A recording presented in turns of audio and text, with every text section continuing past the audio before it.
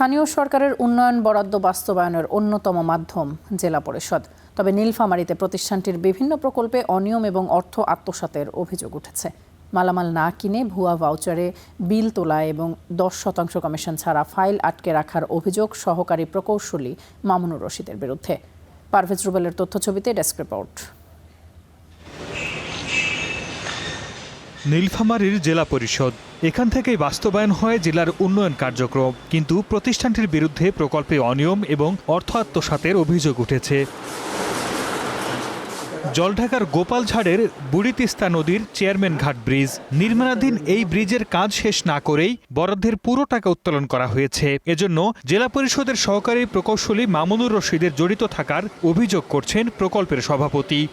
আমি 2 দিন গেছিলাম, এই যে আজ দেওয়ার সংবাদ কাল দেয় আইসে না, পরে অনেক বিধি কিছু করে নিয়ে এসছে। অর্থ লেনদেন আইসা যাওয়া মনে করো ওই গাড়ি খরচা দিয়ে লাগছে। অনিয়মের অভিযোগ উঠেছে জেলার কেন্দ্রীয় শহীদ মিনার সংস্কারেও। মাটির বদলে ময়লা আবর্জনা ব্যবহার, অতিরিক্ত গাছ কর্তন করা হলেও ব্যবস্থা নেয়নি জেলা পরিষদ। এছাড়া রংপুর দিনাজপুর সড়কের অবদা মোড়ে যাত্রী ছাউনি নির্মাণে অর্থ আত্মসাতের জন্য সহকারী প্রকৌশলীর নাম আসছে ঘুরে ফিরে। মালামাল না কিনে ভুয়া ভাউচারে বিলও তুলেছেন তিনি। অভিযোগ আছে 10% কমিশন না দিলে তার হাত থেকে ছাড় পায় না কোনো বিল। আমি যথাযথ নিয়মে এই প্রকল্পটি সম্পূর্ণ করেছি, কিন্তু তারপরও আমার ইঞ্জিনিয়ার আমার ওখানে আসার আগেই আমার কাছে কিছু টাকা দাবি করছিল। তাকে যদি 10% টাকা দেওয়া হয় তাহলে কাজ 100% সম্পূর্ণ, আর যদি আপনি 100% কাজ সম্পূর্ণ করার পর যদি 10% টাকা না দেন তাহলে অযথা কিছু ভুলভ্রান্তি ধরে আপনার চেকের ফাইলগুলো আটকাই দিচ্ছে। 21 লাখ টাকার কি কাজ করছে দেখাইবে তো যে এই কাজটা 21 লাখ টাকা হয়েছে। 21 লাখ টাকা হলে এটা বিল্ডিং হয়তো 2 তলা বিল্ডিং। এই ম্যামও আমাদের না, প্রথমত। দ্বিতীয়ত হলো যেসব প্রোডাক্টগুলো বললেন সেই প্রোডাক্টগুলো আমাদের কাছে একটাও আমরা সোল্ড আউট করি না।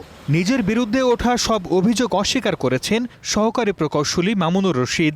আমি জাস্ট যেটা আমি চাইটা দিয়েছি, কিন্তু ভাউচার বা এগুলো দেখার দায়িত্ব বা করার দায়িত্ব যে অফিসে। আমার নামে যদি কোনো কিছু থাকে সেটা আপনারা মনে করেন যে উদ্বোধন কর্তৃপক্ষ আছে বা আছে, এগুলো তাদের মনে করেন যে দেখা। তবে পুরো বিষয়টি খতিয়ে দেখে আইনি ব্যবস্থা নেওয়ার আশ্বাস দিয়েছে জেলা পরিষদ। প্রধান নির্বাহী কর্মকর্তা হিসাবে এই বিষয়গুলো প্রশাসক মহোদয়ের সাথে আমি আলোচনা করব এবং আমাদের যে দাপ্তরিক নিয়মাবলী আছে সেই অনুযায়ী এই বিষয়ে আমরা ব্যবস্থা নেব। 2025-26 অর্থ বছরে নীলফামারী জেলা পরিষদের বাজেট ধরা হয় 58,82,817 টাকা, আর চলতি বছরে ব্যয়ের পরিকল্পনা 84,85,90,000 টাকা। Desk report, star news.